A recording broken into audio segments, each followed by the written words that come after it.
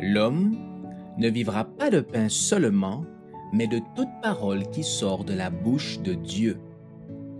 Voici votre moment de méditation quotidienne.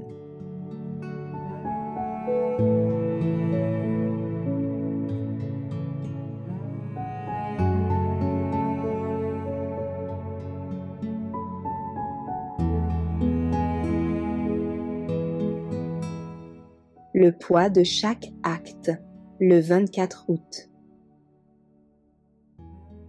Voici, je viens bientôt, et ma rétribution est avec moi, pour rendre à chacun selon ce qu'est son œuvre. Apocalypse chapitre 22, verset 12. Selon le plan divin, par une faveur que nous ne méritons nullement, le Seigneur a ordonné que nos bonnes œuvres reçoivent une récompense.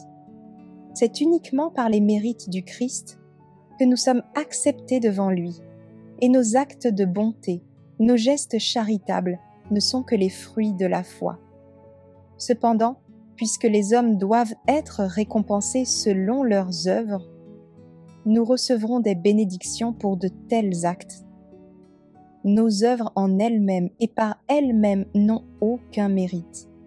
Nous n'avons droit à aucun remerciement de la part de Dieu.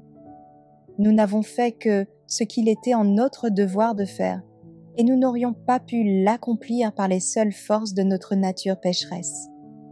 Il faut se confier en sa parole, et apporter dans tout ce que l'on fait la lumière et la grâce du Christ. Saisissons-nous du Sauveur, cramponnons-nous à lui, jusqu'à ce que la puissance transformatrice de sa grâce se manifeste en nous. La foi nous est nécessaire si nous voulons refléter le caractère divin. La foi à cette parole et au pouvoir régénérateur du Christ rend le croyant apte à accomplir ses œuvres et joyeux dans le Seigneur. Le Christ confie ses biens à ses serviteurs comme quelque chose qu'ils doivent utiliser pour son service. Il donne à chacun sa tâche. Notre champ d'activité ici-bas est prévu de façon tout aussi précise que la place préparée pour nous dans les parvis célestes. Sous la forme de ses souffrances et du don de sa vie, le Christ a déjà payé le salaire de notre service volontaire.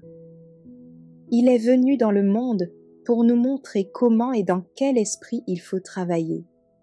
Il veut que nous nous appliquions à rechercher de quelle manière nous pouvons le mieux contribuer à l'avancement de son règne et à la gloire de son nom. La sanctification de l'âme par l'Esprit Saint n'est pas autre chose que l'union de la nature du Christ avec notre humanité. La religion de l'Évangile, c'est la vie du Christ en nous, un principe actif et efficace. C'est la grâce du Sauveur manifestée dans le caractère et agissant par les œuvres.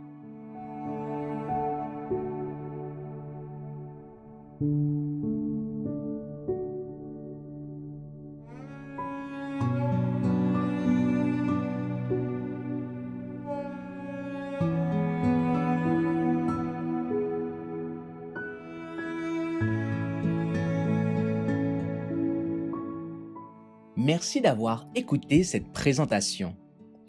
Assurez-vous de nous rejoindre demain pour votre moment de méditation quotidienne avec lereste.org.